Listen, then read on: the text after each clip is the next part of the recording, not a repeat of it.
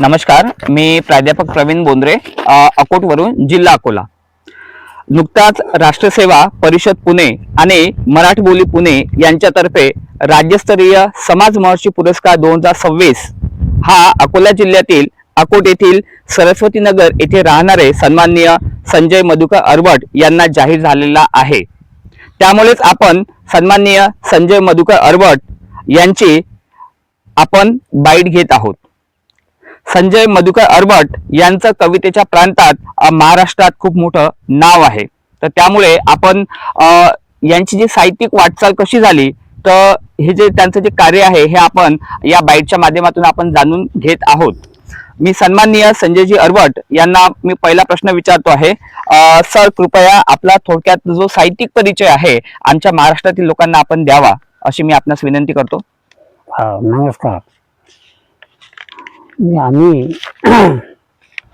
गीता साहित्य मराठी परिषद या साहित्य चळवळीच्या माध्यमातून संपूर्ण महाराष्ट्रभर कवी संमेलनाचे, साहित्य संमेलनाचे असे वेगवेगळे कार्यक्रमासाठी गेल्या 25 ते 30 वर्षापासून हा साहित्याचा माझा सतत प्रवास सुरू आहे.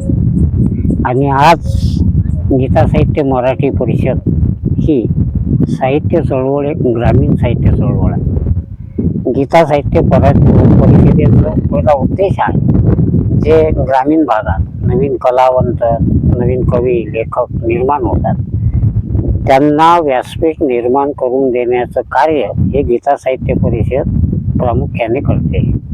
आणि इथं लहान मोठा असा कोणता भेदाभेद न पाळता ही परंपरा आमची डॉक्टर मधुकर वाकोडे, राघव चौरे, भाऊ शिंदे, डॉक्टर सुभाष सावरकर, भाऊ मांडवकर, तेव्हापासून या वैदर्भीय लेखकांपासून मी सातत्यानं जोपासत आलो.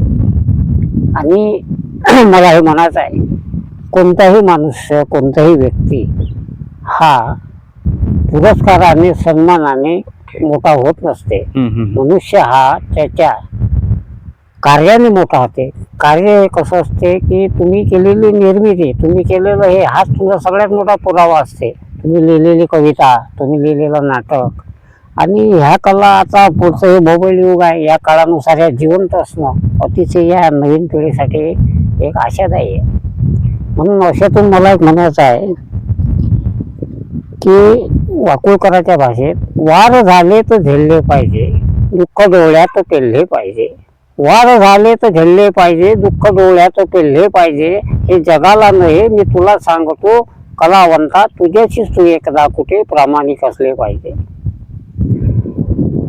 तशी गोष्ट काही पुराणी नव्हे, खुल्या पाखराची कहाणी नव्हे. पार द्याला काय दोष द्यावा, त्याला शिकारी विना जिंदगानी नव्हे. तर प्रिय मित्र शिरोमणी, केवळ गंगेचे पाणी, ऐसे रसिक मिळेना तिसरी शुक्राची चांदणी. मोर नाचतो अंगणी, नाचता नाचता आला उडूनी, त्याची तळमळ लागली संजय अरबट आणि प्रवीण बोंद्रे यांच्या मनी.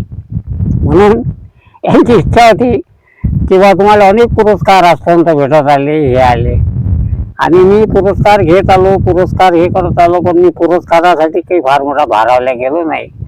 तर साहित्य प्रवासातून मला जे सहसोबती भेटले, त्या सोबत्याच्या माध्यमातून जसा आता हा समाज महर्षी पुरस्काराचा योग आला. मला काल परवाच सदानंद मोरे आहेत पुण्याचे, त्यानंतर इंद्रजित भालेराव आहे, ते आम्ही 2004 साली एका कार्यक्रमाला, जेव्हा मला साहित्य सेवा पुरस्कार पुण्याला मिळाला होता, तो पुरस्कार मी कवी आहो म्हणून मला मिळाला नव्हता, तो मिळाला होता गीता साहित्य मराठी परिषदेला. पण तेव्हाचा जो माझा आनंद होता की बाबा पुरस्कार भेटते, वास्तविक तो पुरस्कार साहित्य चळवळीला होता. मोठ्या आनंदाने मी पुण्याला गेलो आणि तो पुरस्कार स्वीकार केला. पण त्या पुरस्कारानं मला अतिशय मोठी प्रेरणा दिली आणि त्या प्रेरणेतून मी माझं जे सातत्य आहे ते मी कायम ठेवलं. तर 1998 पासून आता 2026 आहे, मी अखिल भारतीय साहित्य संमेलनात कविता म्हणून आलो, विदर्भ साहित्य संघात कविता म्हणून आलो, मी अनंत खेळकर त्या मायबोली साहित्य संमेलनात त्यांच्यासोबत अनेक कवी संमेलनात सहभाग घेतला. तर मी असं माझ्या कवितेसाठी मी काही असं काही पाळलं नाही. मला जिथं जिथं जावंसं वाटलं तिथं तिथं मी प्रामुख्यानं हजर राहिलो.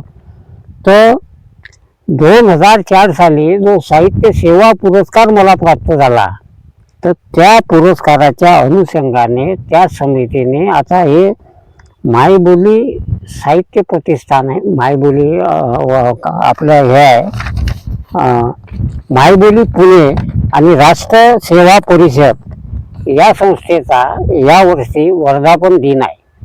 अच्छा. त्या वर्धापन दिनाच्या निमित्तानं भव्य असं पुण्याला दिनांक 8 फेब्रुवारी पासून साहित्य संमेलन सुरू होते. अच्छा. आणि काल परवाच मला अचानक मोबाईलवरती मेसेज आला की बा तुम्हाला समाजमर्जी पुरस्कार आम्ही घोषित केला. सन्माननीय संजय भट साहेब, माझा तुम्हाला दुसरा प्रश्न असा आहे की आपणास हा जो पुरस्कार मिळालेला आहे पुणे येथून समाज महर्षी पुरस्कार 2026, तर या पुरस्कारासाठी आपली निवड कशी झाली? आपण या पुरस्कारासाठी कुठला प्रस्ताव वगैरे पाठवलेला होता का? हा, तर हे जे मी ते बोललो आता की मराठ बोली पुणे व राष्ट्र सेवा परिषद पुणे ही संस्था आणि किंवा ती स्वामी विवेकानंद प्रतिष्ठान ह्या संस्था 1962 पासून कार्यरत आहेत पुण्यामध्ये. अच्छा. पण ते जेव्हा असे पुरस्कार वगैरे देतात तर मला असं वाटते कुठले असा प्रस्ताव वगैरे स्वीकारत नाही. परंतु दिवाळी अंक असो, वृत्तपत्र असो, विविध वाहिन्या असो, इथून ज्या कविता प्रसारित होतात त्याच्या पर्यंत जे काही नावं वगैरे पोचतात अशा व्यक्तींची ते अशा पुरस्कारासाठी निवड करतात. आणि माझी जी निवड झालेली आहे ही माझ्या त्या कविता लेखनातूनच झालेली आहे कुठेतरी. अच्छा. म्हणून मला त्याचा एक फार मोठा या पुरस्काराचा एक आनंद झाला. आणि हा कार्यक्रम पत्रकार भवन, गांधी चौक, पुणे हा इथं नवी पेठमध्ये 8 तारखेपासून सुरू होणार आहे. या कार्यक्रमाला असा हा एकच नसून असे 41 कलावंतांना ते पुरस्कार म्हणजे देणार आहेत. त्याच्यातले वेगवेगळे पुरस्कार, बहिणाबाई चौधरी काव्य पुरस्कार, संस्था पुरस्कार, सामाजिक पुरस्कार, सांस्कृतिक पुरस्कार असे ते राज्यस्तरीय पुरस्कार आहेत. सन्माननीय सर, माझा तिसरा प्रश्न आपणास असा आहे की आजपर्यंत आपणास कोणते कोणते मोठे पुरस्कार मिळालेले आहेत? हा, पुरस्कार तर काही हे असे लहान किंवा मोठे नसतात. पुरस्कार हे पुरस्कार असतात. पुरस्कार म्हणजे एखाद्या दुसऱ्या व्यक्तीनं केलेला आपल्या असं एक सन्मान की बा तुम्ही जे काही करताय जे म्हणजे बऱ्यापैकी आहे. त्याच्यामुळे मी शासनाच्या पुरस्काराला फार मोठं समजत नाही आणि संस्थेचे पुरस्काराला फार मोठं समजत नाही. मला एखाद्या लहानशा शाळेतही बोलून तिथं पुरस्कार मिळाला तर त्याला मी तितकाच सन्मान देतो. पुरस्कार म्हणजे पुरस्कार. अच्छा. तर आता मोठ्या पुरस्कारामध्ये म्हणजे मला मिळालेले जे पुरस्कार आहेत तर सर्वात माझ्या कार्याची जी सुरुवात आहे हे पुण्यातून आहे. अच्छा. पुण्यातून अशी आहे की 1998 साली मला ज्ञानेश्वर काल आणि आज हा सगळ्यात मानाचा पुरस्कार मिळाला होता. अच्छा. आणि तो पुरस्कार मी अतिशय लहान म्हणजे कमी वयात असताना एक चांदीचं मोठं स्मृतिचिन्ह वगैरे मिळालं होतं त्याच्यात. अच्छा. तर ते आठवण माझ्या हृदयात कायम राहिली आणि म्हणून माझा साहित्याचा प्रवासाला मी अजून ओव्हरटेक करत मी सातत्य कायम ठेवलं. अच्छा. तर मोठ्या पुरस्काराचे म्हणजे मला मिळालेल्या पुरस्काराबद्दल सांगतो. ज्ञानेश्वर काल आणि आज. अच्छा. त्यानंतर अस्तित्व काव्य पुरस्कार. अच्छा. नागपूरचा. त्यानंतर आता 2024 साली राईतकर सरांनी एक युट्यूबवर काव्य स्पर्धा घेतली होती. भगवान राईतकर सर. आणि त्या काव्य स्पर्धेमध्ये मी आपण बहुधा महाराष्ट्रातून प्रथम आलो. हा, तर त्या तिन्ही फेरीतून मी म्हणजे मला सर्वात जास्त महाराष्ट्रातून पसंती देऊन लोकांनी पहिल्या क्रमांकाचा तो पुरस्कार मिळाला होता. त्यानंतर 2011 साली आपल्या अकोटला बिलबिले मध्ये एक साहित्य संमेलन झालं होतं. अच्छा. त्या साहित्य संमेलनाचे अध्यक्ष प्राध्यापक शंकर राऊत होते. अच्छा. तो तेव्हा मला हिम्मत शेकोकारांनी पुरस्कार दिला होता 2011 साली अंकुरचा. अच्छा. त्यानंतर महात्मा फुले अहमदनगर ही एक सत्यशोधक चळवळ आहे. अच्छा. या सत्यशोधक चळवळीला कृषी विद्यालयाचे जे भाऊसाहेब पोटे आहे यांनी मला अहमदनगरला नेलं त्या कार्यक्रमाला. अच्छा. तर त्यावेळेस भाऊसाहेब पोटेंना मलाही सोबतच आम्हाला सत्यशोधकी पुरस्कार 2003 साली मिळाला होता. अच्छा. तिथून विदर्भ साहित्य संघाचं 53व साहित्य संमेलन झालं होतं नागपूरला. त्या साहित्य संमेलनाचे अध्यक्ष होते प्राध्यापक डॉक्टर मधुकर वाकोळे. अच्छा. तर ते संमेलन मला ते म्हणजे असं 7-8 या त्या वर्षांनी आठवत निश्चित. तर तेव्हा मला विदर्भ साहित्य संघाने पण माझ्या कवितेला पुरस्कार दिलेला आहे. तिथून नवे आंबेडकरी साहित्य संमेलन मुंबई यांची असे बऱ्यापैकी म्हणजे चांगले भरगच्च कार्यक्रम असतात. अच्छा. तर याच्यातही मला साहित्य पुरस्कार मिळालेला आहे. ओके. तिथून असे अनेक पुरस्कार आहेत की जे मला खूप ठिकाणी असे विचारलं बा तुम्हाला पुरस्कार किती. आता माझं 30 ते 35 वर्षापासून ते सतत काम चालू असल्यामुळे मला अनेक पुरस्कार प्राप्त झालेले आहेत. म्हणजे जवळपास तुम्ही साहित्य क्षेत्रात जवळपास 30 ते 35 वर्षापासून कार्यरत आहो. आणि एवढंच नाही, पुढचा प्रवास सांगतो तुम्हाला शॉर्टकट 2 मिनिटात. मी कवितेतून मराठीमध्ये गीत लिहावं. अच्छा. कवितेतून मराठीमध्ये गीत लिहावं हा गीत हा प्रकार हाताळला. तर माझं मुराई देवीला ताला नावाचं हे गीत मुंबईच्या ब्रँड बकेट फॅक्टरीनं प्रदर्शित केलं आणि ते गीतही चांगलं लोकप्रियतेच्या शिखरावर आहे. अच्छा. दुसरं गीत जोगोवा आणि एक अशोक कोकाटेंनी गीत काढलं होतं ते मुराई. अच्छा. अशी माझी 3 गीतं प्रसारित आहेत. अच्छा. अरे वा. युट्यूबला चॅनलवर. हो.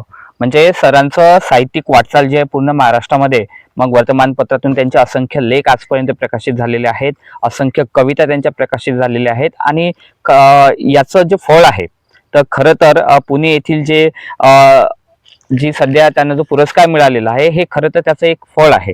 आणि ज्या संस्थेने हा पुरस्कार यांना दिलेला आहे खरं तर त्यांचं जे कार्य आहे हे सूक्ष्म परीक्षण करून त्यांनी यांच्या कार्याची दखल घेऊन त्यांना हा पुरस्कार जाहीर केलेला आहे. सन्माननीय सर, मला आपणास विचारायचं आहे की तुमची आजपर्यंत बरीचशी पुस्तकं प्रकाशित झालेली आहेत. तर ती कोणती पुस्तकं तुमची प्रकाशित झालेली आहेत तर त्या संदर्भात आमचे जे महाराष्ट्रातील जे इतर हा जो श्रोता वर्ग आहे तर यांना कृपया त्याची माहिती सांगा. आमचं म्हणजे गीता साहित्य परिषदेचं. अच्छा. एक गीता साहित्य प्रकाशन आहे. त्या प्रकाशनाच्या अंतर्गत आम्ही शक्यतो आमची पुस्तकं आम्ही इतर कुठल्या प्रकाशनाच्या माध्यमातून प्रकाशित करत नाही. पहिला मुद्दा. आणि दुसरी गोष्ट अशी की आमची एकूण 7 पुस्तकं प्रकाशित झाली. अच्छा. एक माझे मित्र होते ते वारले आता, स्वर्गीय संतोषजी कांगुळकर. अच्छा. तर ते व्यासंगी कवितेचे. तशी या साहित्याची परंपरा आहे अकोटची. अकोलखेडचे जे पिंपाळे सर होते. अच्छा. तिथूनच या इथं साहित्य गप्पा ह्या त्या गोष्टी इथं अकोट शहरात सुरू झाल्या.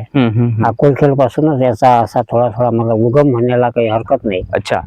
तर संतोष कांगुळकरांचा वनश्री कविता संग्रह, त्याच वर्षी मी माझा तुझ्या सावल्या हा कविता संग्रह प्रकाशित झाला. त्याच्यानंतर वैशाख हा प्रातिनिधिक कविता संग्रह प्रकाशित झाला. अच्छा. या पुस्तकाला डॉक्टर मधुकर वाकोळे यांची प्रस्तावना आहे. अच्छा. वैशाख वेली हा दुसरा कविता संग्रह प्रकाशित झाला. याला स्वर्गीय भगवान ढग बुलढाणा अच्छा याची प्रस्तावना आहे. आणि त्यानंतर वैशाख फुलोरा असे एकूण 7 पुस्तकं माझे प्रकाशित झालेले आहेत. अच्छा. त्या वाटेतली प्रतिमा सृष्टी ही कादंबरी पण प्रकाशित झाली. अच्छा. आणि इतर आता 2 कविता संग्रह प्रकाशित झाले. हो. त्यासोबतच काही चारोली संग्रह सुद्धा असतील ना प्रकाशित झालेले. ओके. तर यानंतर आपण सरांना यानंतर जो आहे तर आपण 5वा प्रश्न सरांना आपण विचारणार आहे. सर, हा अतिशय महत्वाचा प्रश्न आहे आपल्यासाठी. हा जो पुरस्कार आपणास मिळालेला आहे तर या पुरस्काराच्या संदर्भात आपल्या प्रतिक्रिया काय आहेत? या पुरस्काराच्या संदर्भात प्रतिक्रिया अशा आहेत की माणसाने माणसावर प्रेम केले तर माणसाने माणसावर प्रेम केले तर प्रेमाच्याही वाटा जीवनामधून येतात. माणसाने माणसावर प्रेम केले तर प्रेमाच्याही वाटा जीवनातून येतात. ते झरे माणसाला कुठेतरी घेऊन जातात. अरे वा. ते क्या जरे बात आहे. माणसाला कुठेतरी घेऊन जातात.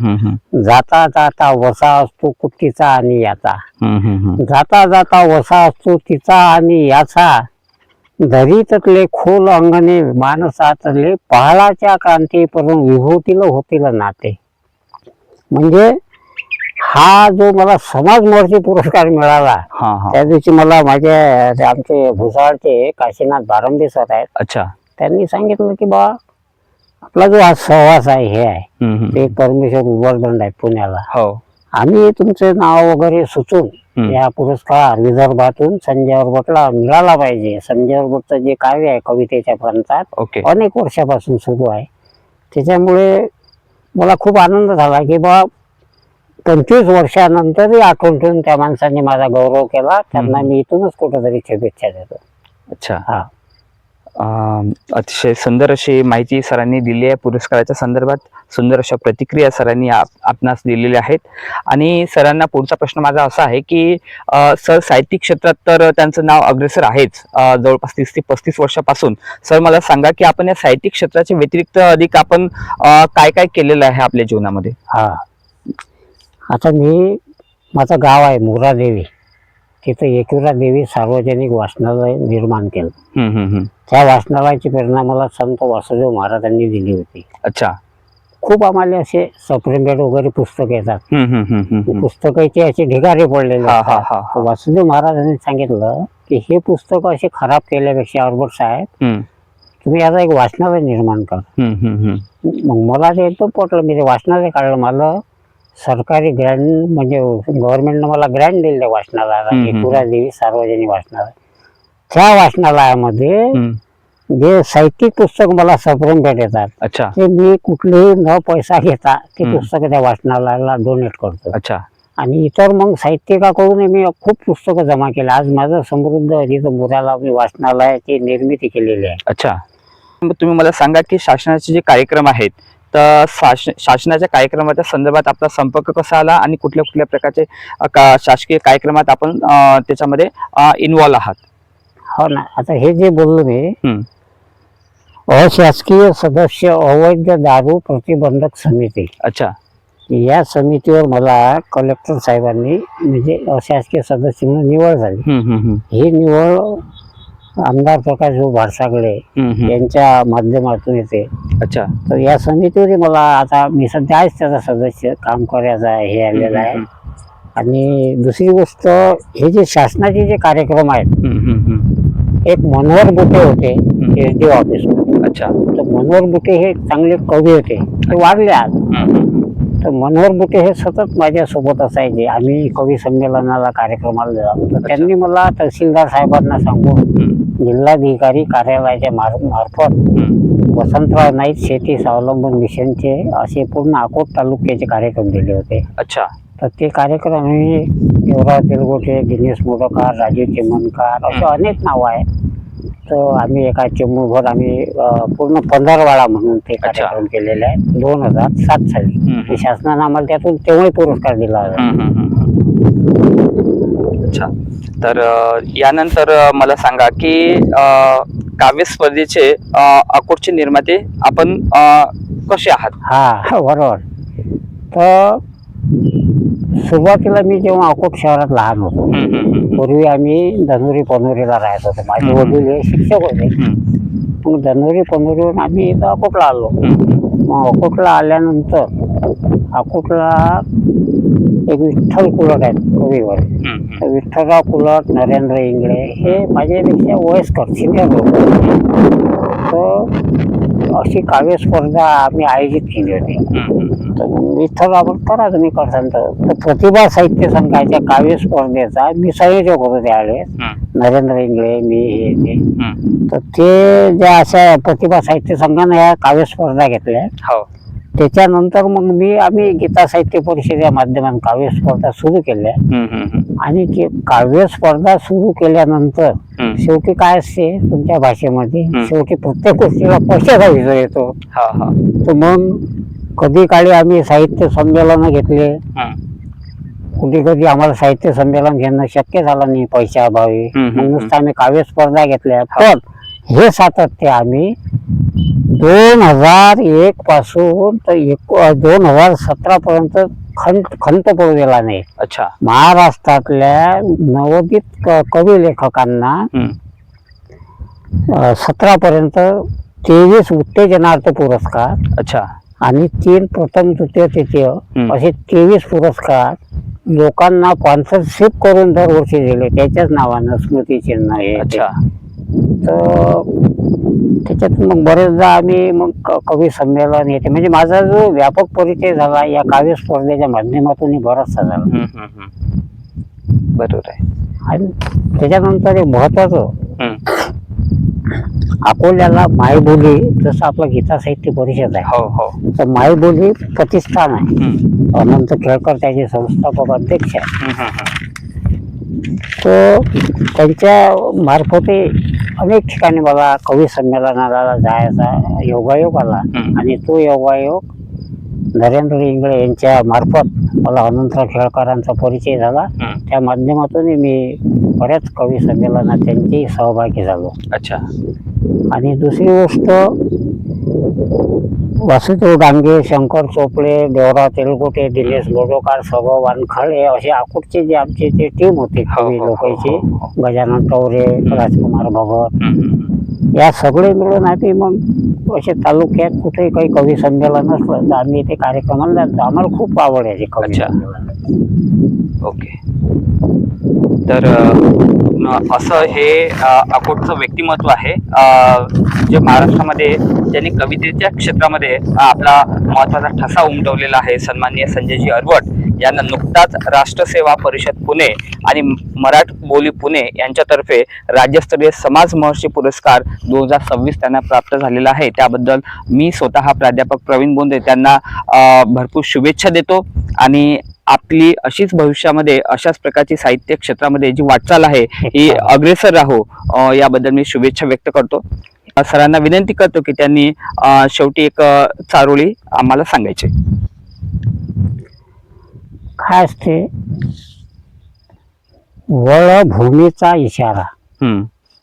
काय झालं, वळभूमीचा इशारा, झाड जीवनाचा सहारा. अच्छा. वळ भूमीचा इशारा, झाड जीवनाचा सहारा. सहारा वलंगेत गेला, भूमी सागराला दिला किनारा. अच्छा. भूमी सागराला दिला किनारा. मी शोधतो किनारा, हा चाटवा कोणाचा, तुझ्या सावलीत पुकारा, हा गारवा कोणाचा. मी पाहिले कळ्यांना हे उच्छवाच गंधधुंद, मी पाहिले कळ्यांना हे उच्छवाच गंधधुंद. तांडे मुसाफिरांचे झेलले हेच प्रतिबिंब, तांडे मुसाफिरांचे झेललेच हे प्रतिबिंब. धन्यवाद बोंद्रे सर, आपण भेटलात, आनंद वाटला. आपण आज सन्माननीय संजयजी अरवट यांची सुंदर अशी बाईट घेतलेली आहे. आणि सरांना त्यांच्या साहित्यिक वाटचालीसाठी परत एकदा मी हार्दिक शुभेच्छा देतो आणि इथे थांबतो.